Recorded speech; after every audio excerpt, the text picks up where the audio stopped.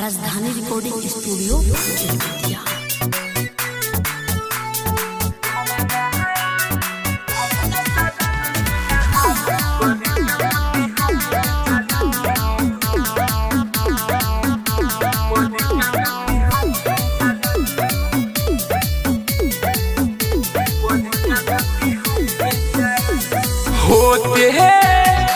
होते भोरे तू नहालू कदे का मोतिहारी में जालू कदे का मोतिहारी में जालू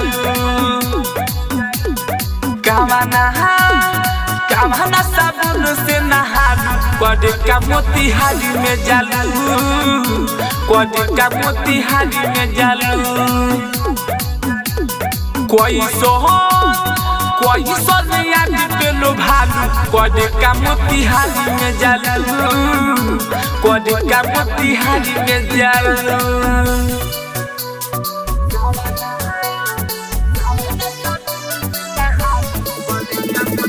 म्यूजिक बाय रोहित दीक्षित।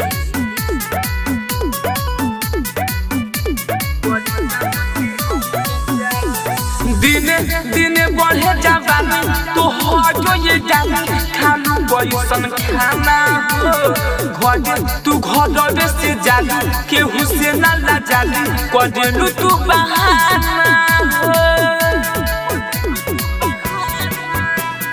दिने दिने बढ़े जवानी तो हो जो ये जानी खालू बैसन खाना हो रोजो तू घर से जालू केहू से ना ला जालू कदेलू तू बहाना हो हमारा तो होमे के बुझालू कदे का मोतिहारी में जालू कदे का मोतिहारी में जालू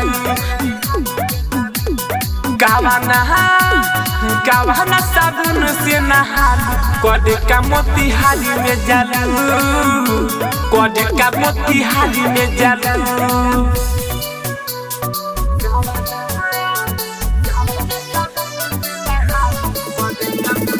म्यूजिक बाय रोहित दीक्षित।